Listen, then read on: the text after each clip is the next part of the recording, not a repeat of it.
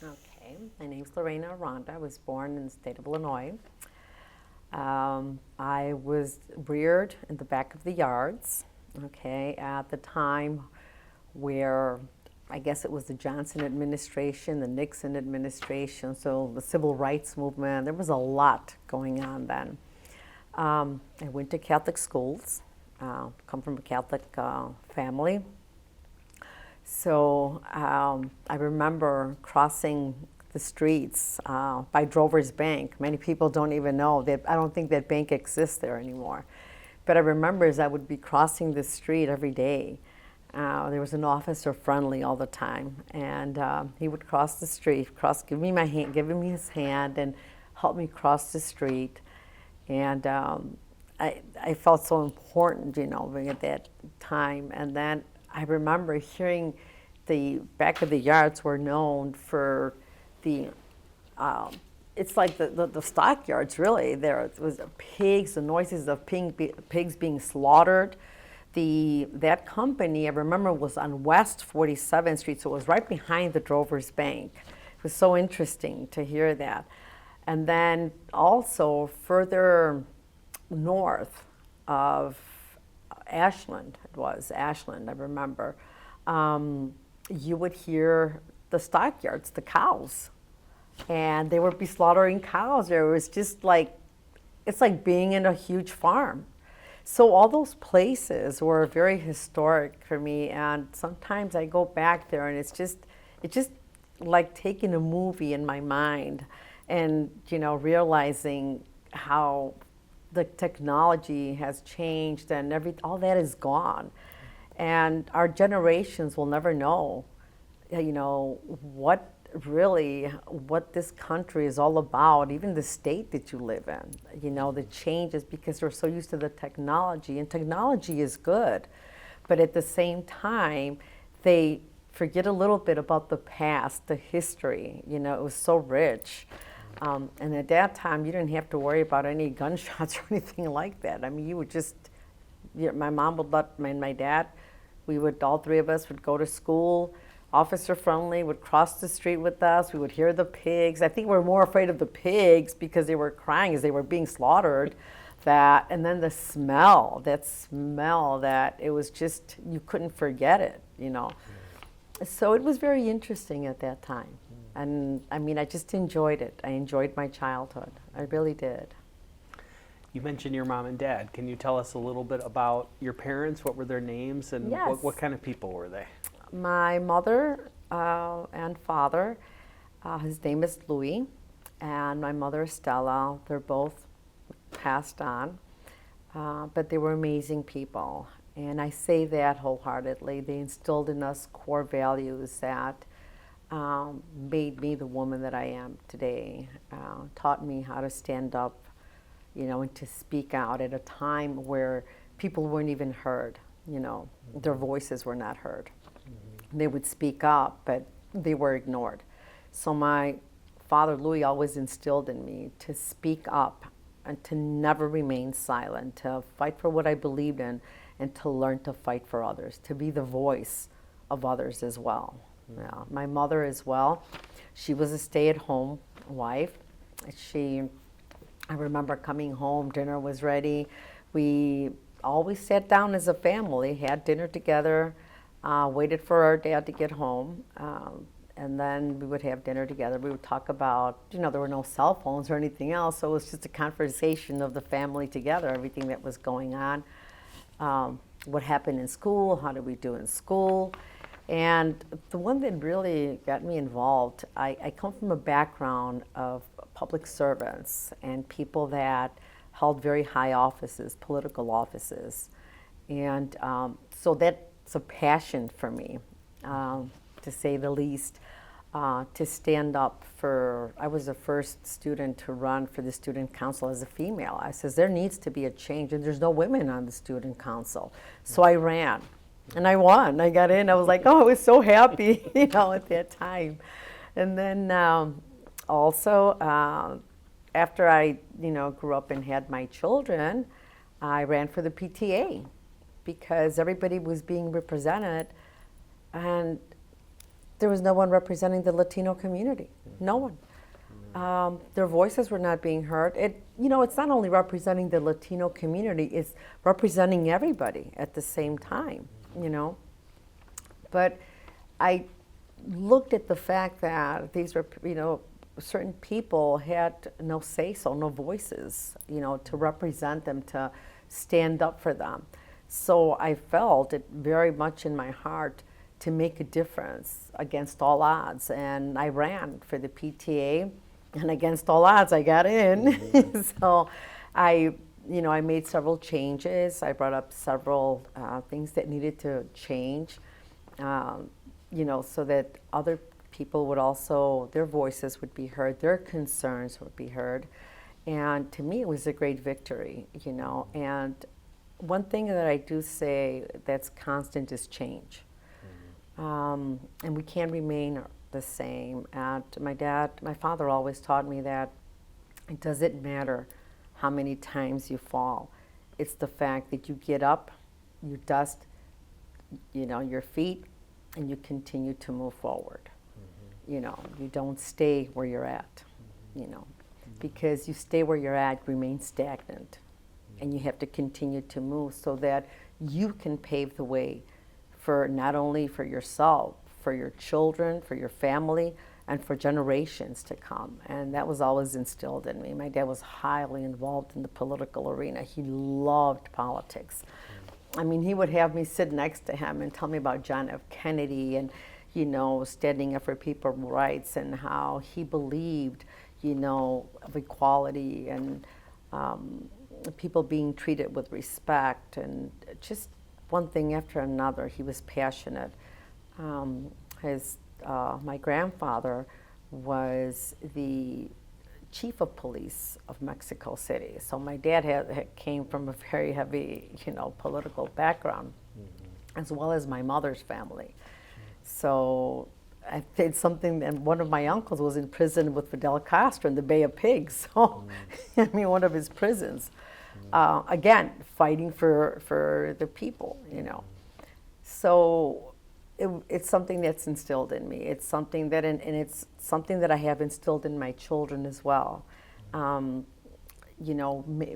you see no one moving or doing anything, you feel that there needs to be a change, then take that step forward and be the first one to lead.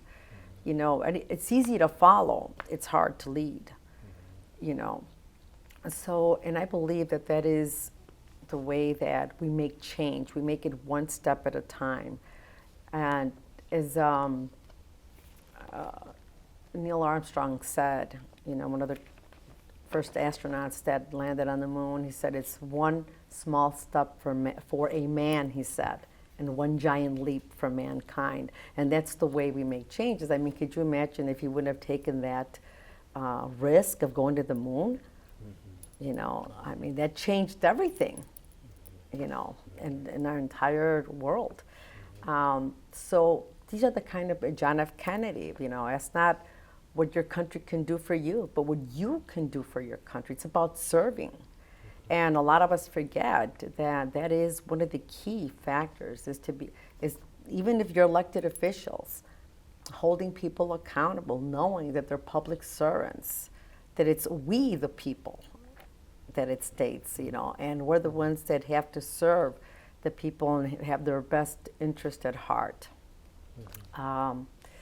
It's just been something in my life. It's been my faith, the core values that were instilled in me, that I'm passionate about it. I'm passionate about helping people. I'm passionate about making a change. And sometimes it takes going, against the grid, against the establishment, But if that's what's needed, then you need to take that step, and and then soon people will start following and saying, oh wow. And if you see that you're the only one there, that means that you're making the difference.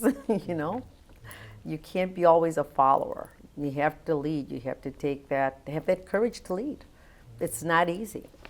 Yeah. Some people will not like you. They're not all going to follow you, but you've taken that, that first step to make that change.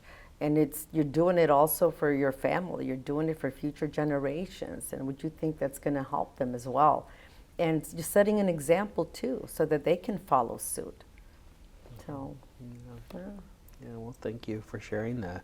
I'm interested, you mentioned your father and your grandfather. Can you tell me a little bit more about your father's upbringing? Did he grow up in Mexico City? Yes, my dad grew up in Mexico City. He immigrated here to the United States, I think, in the 50s. He retired after 40 years of working for Certified Grocers of Illinois. It was Country's Delight then, and then it became, I believe, Certified Grocers of Illinois.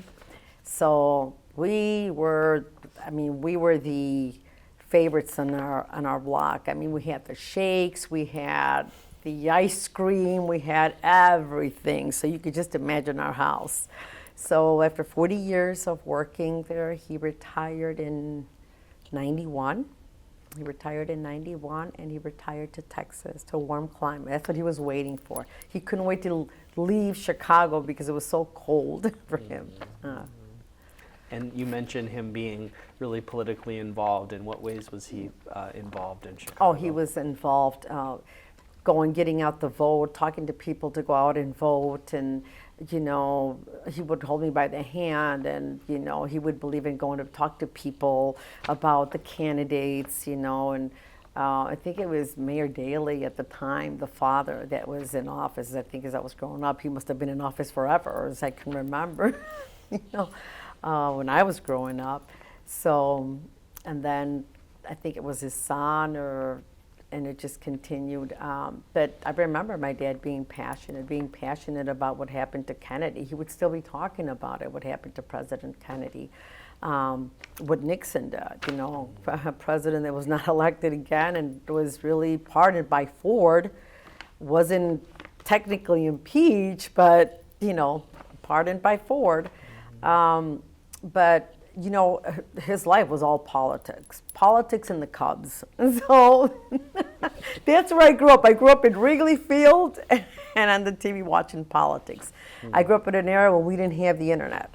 We didn't have these cell phones to take selfies and, right away capture the moment like they have now. I grew up in an era where it was, the regular camera, no computers. I remember carrying my backpack that I think my back still hurts from it. Books were so heavy and thick. But, we learned. And I remember people coming to our home as we were kids and growing up and selling the encyclopedias, Britannica. And, my dad would buy them, and all of that, obviously, to help us learn. But then, as the technology came about and we went to computers and everything else, wow, I said, those Britannica encyclopedias, they were like old news by the time we got them, but still, it was a good resource because we didn't have no internet. We didn't have Google or Siri or anything, so, yeah. Well, so it sound like, you developed a very strong sense of public service from your dad. And your family and your upbringing. Yeah. Can you tell me about some moments that you, as a child, when you kind of realized that lesson? How did your dad transmit those kind of messages to you? He spoke to me regarding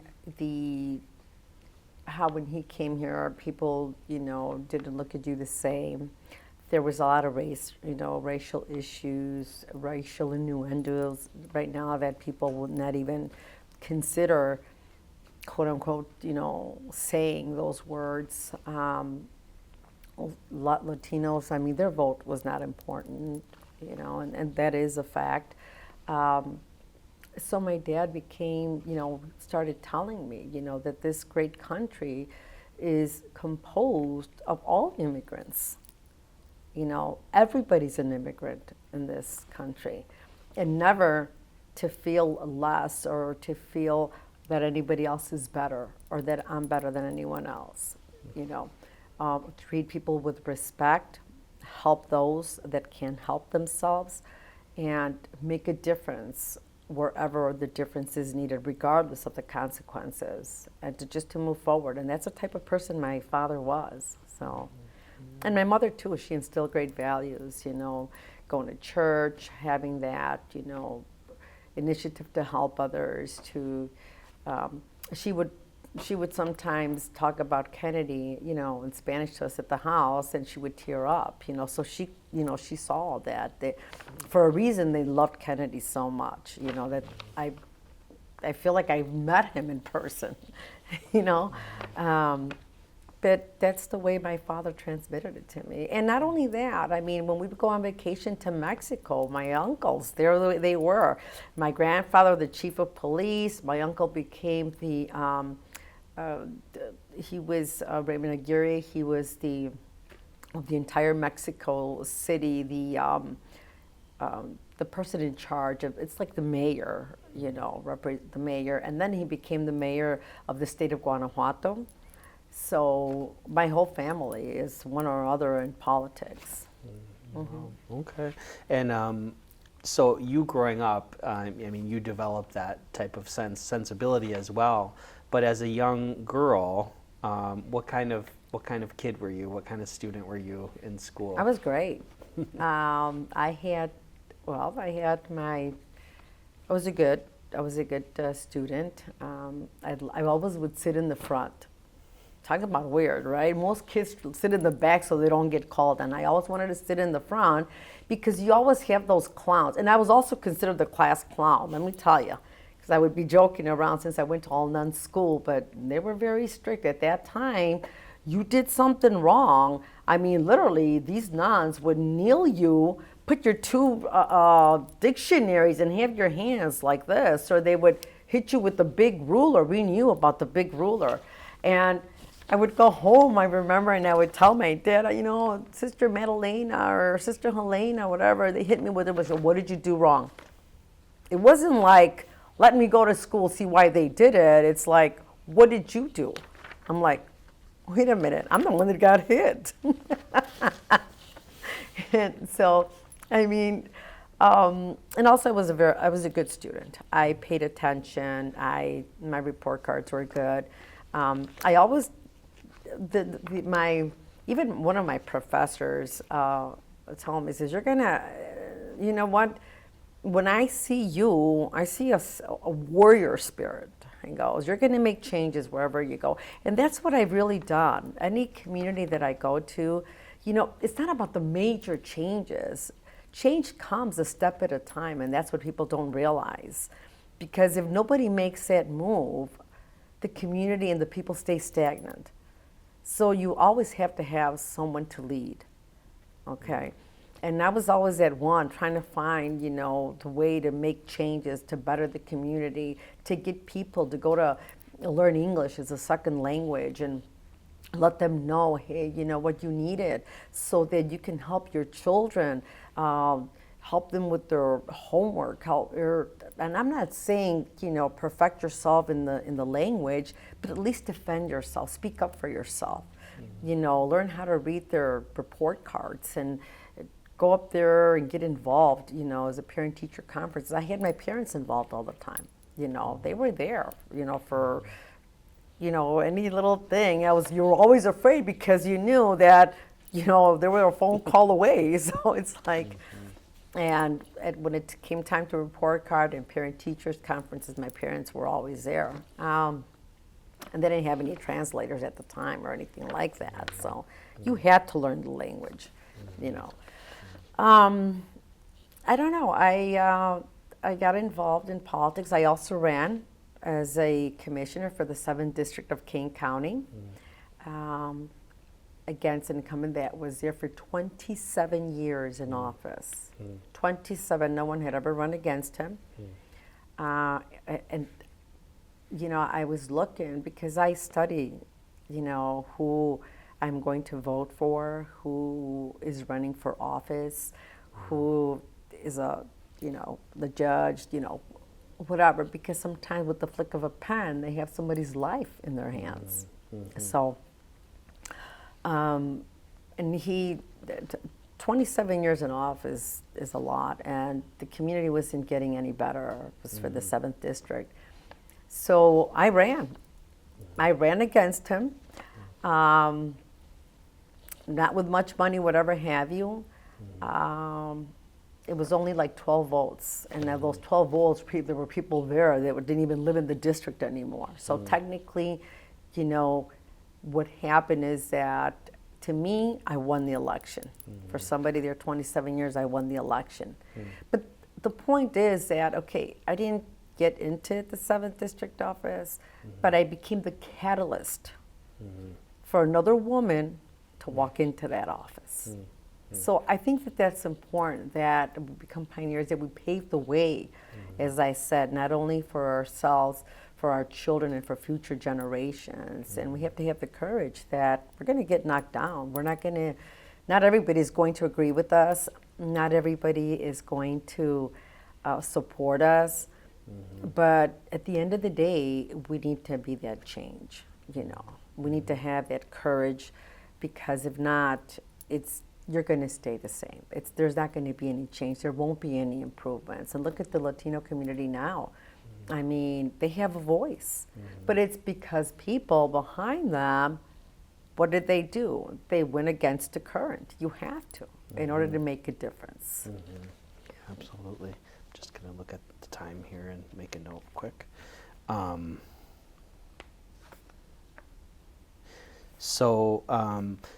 You grew up in Back of the Yards, but you started mentioning Kane County, so I'm interested in, you know, after you graduated high school, what was kind of your trajectory after? I went to college. I had 2 professors that made an amazing impact on me. One was Professor Oscodia, and the other one, Professor Dunamis. And along the way, I met many amazing people. First of all, my mentorship came from my father, Louis, and the family, my family, you know, the close-knit of political and being public servants and helping others. But along the way, I met amazing people that also made a difference in my life and that helped me, you know, and empowered me, you know, as a woman and as a Latina. It wasn't easy. It's like I didn't have the upper hand. On the contrary, you know, I had to work twice as hard. I had to make sure that every test that was put in front of me, that I did it, and I did it correctly, and to, you know, with pride as well, because it wasn't all hands on deck. It was all eyes on deck, you know. They're keeping an eye on you because they're thinking, oh, she thinks she can do it, you know. Absolutely. So that's how I did it. And I believe, Professor Escodia told me one day, you know, he says, figure this out and tell me who it is. He said, how did he say it to me? I remember he said, I'd rather die standing than live on my knees. And I says, and you're that type of person. It says you'd rather die, you'd rather die standing than to live on your knees. And I'm thinking, and I said, well, who said that? I asked him. And he goes, that's your homework. I says, figure it out. And well, we didn't have any Google. I wish I could have gone to Google. Britannica. Yeah, exactly. Britannica. Britannica was probably too old by then. Yeah, Britannica, yeah. And I'm thinking, wow, who said that? And I couldn't figure it out. And I went to my dad, because obviously my dad would know. And my dad did know. He says, but I'm not going to tell you. And then he goes, why? And I was so anxious, and it just kept bothering me. And, you know, like, who said that he'd rather, you know, die, you know, die standing than live kneeling. And I said, who said that? That's interesting. That's powerful to say something like that. And then my dad wouldn't tell me. And I'm thinking, oh my gosh, it was just driving me crazy. It was driving me crazy. It wasn't until years later, that I finally figured it out. It was Emiliano Zapata. It was Emiliano Zapata who said that. He was a revolutionary, of course. in the Mexican War in Mexico, and he did say that. So Oh, that's fascinating. yeah, it was. But nobody would tell me. It would drive me insane, just crazy, you know. And one of the main things also that I want to mention that really I always have on my mind, and still to today, is, you know, I can do all things through Christ who strengthens me, because God is my ultimate strength, you know. But then, you know, I see all the other pioneers, you know, people that really came out, you know, that before me, and what they did and what they went through and the changes and, you know, what they had to go through. And, you know, they paved the way. It may not have been easy for me, but it was a lot easier than it was for them, you know, so. Absolutely. So you talked a little bit about college. Can you tell me a little bit about your journey after college? I got married. I was the first female to open up a machine shop in the back of the yards. Okay, I had 6 employees.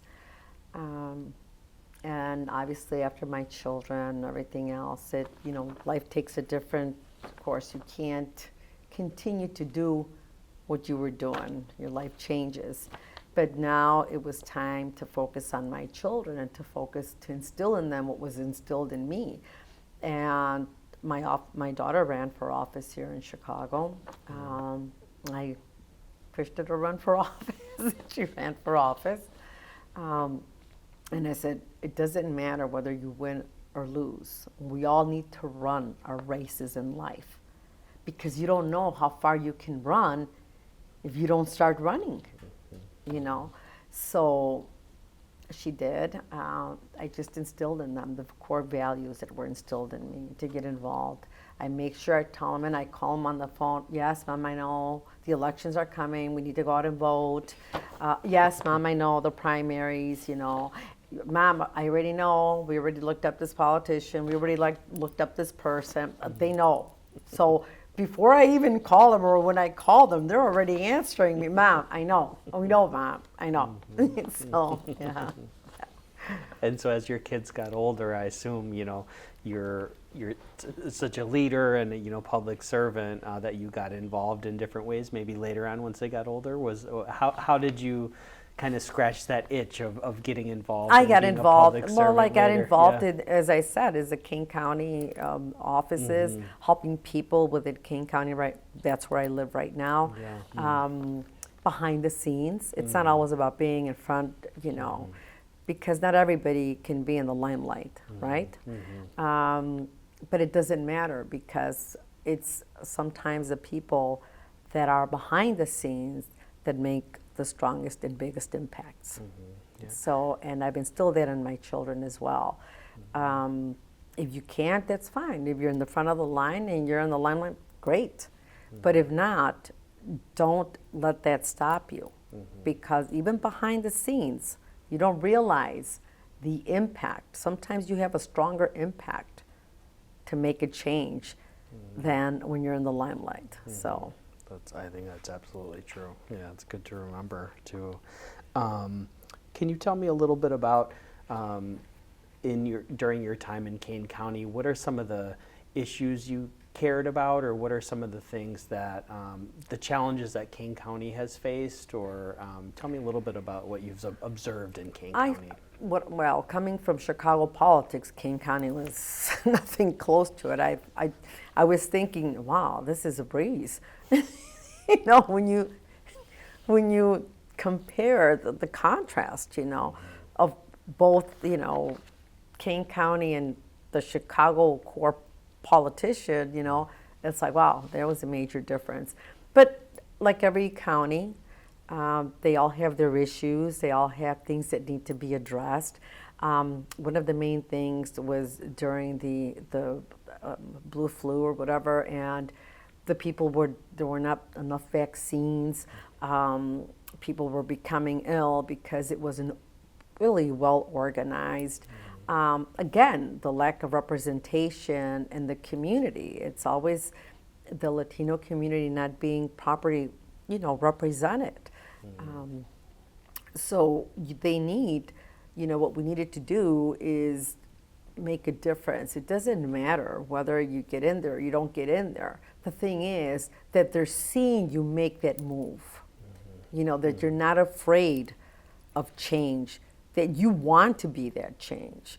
And it's okay, because maybe you're not going to get in this time, but guess what? I'm not going to give up. I'm going to come back.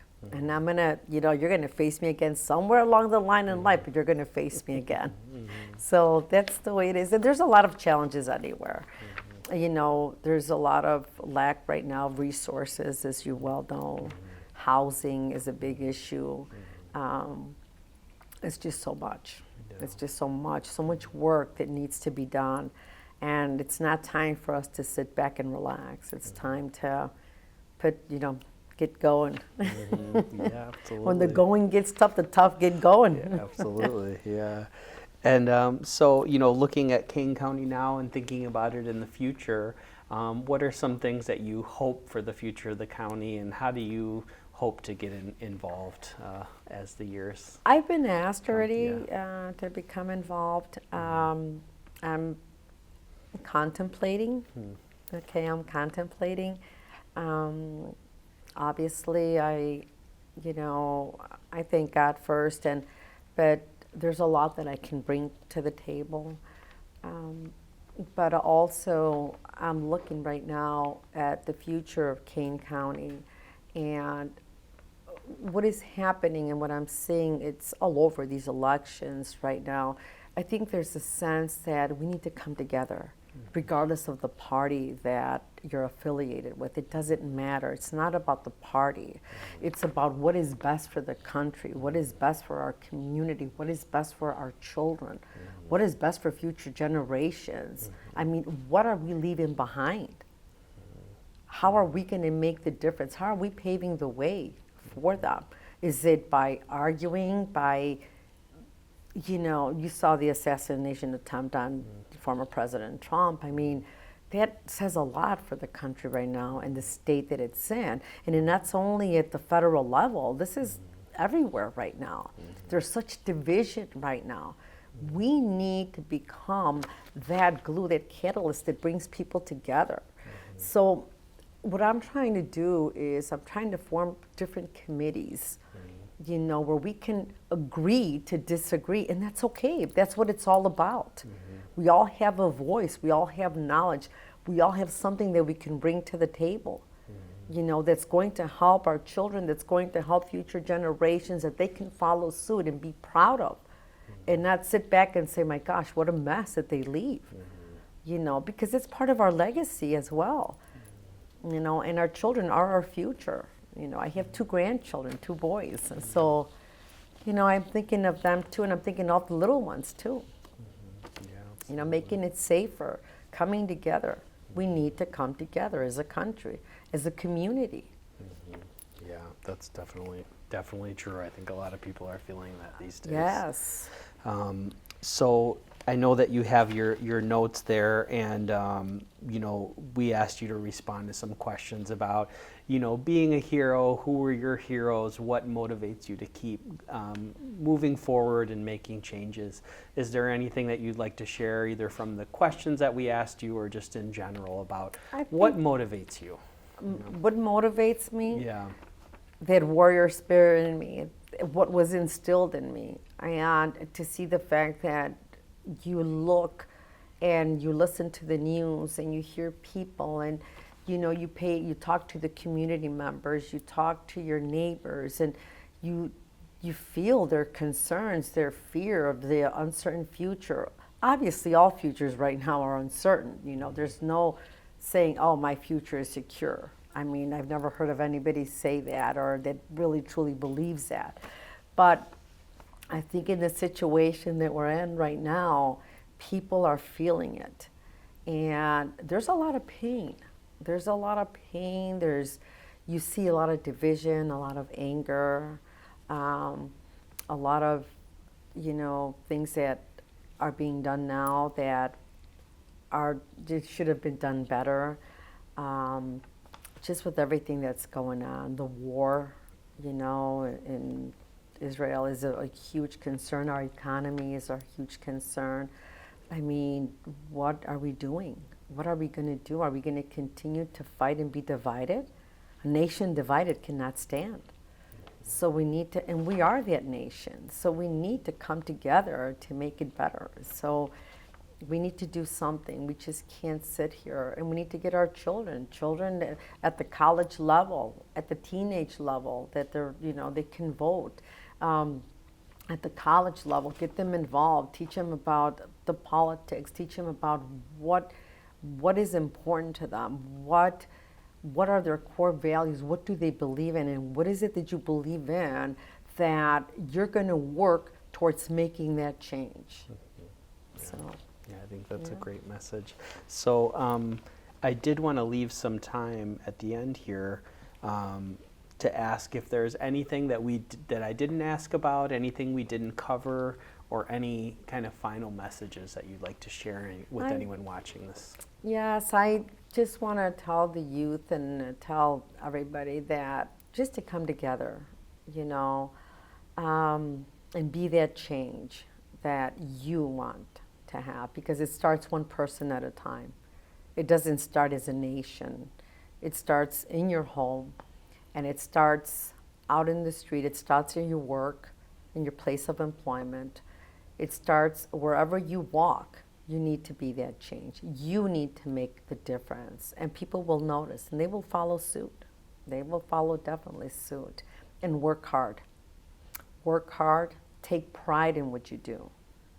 Take pride in what you do, but also don't go astray from what you believe. Even if you've got 300 people on the other side and you're the only one standing alone, that's okay. That's okay, because that one person that's standing alone could be the change that those other 300 people need.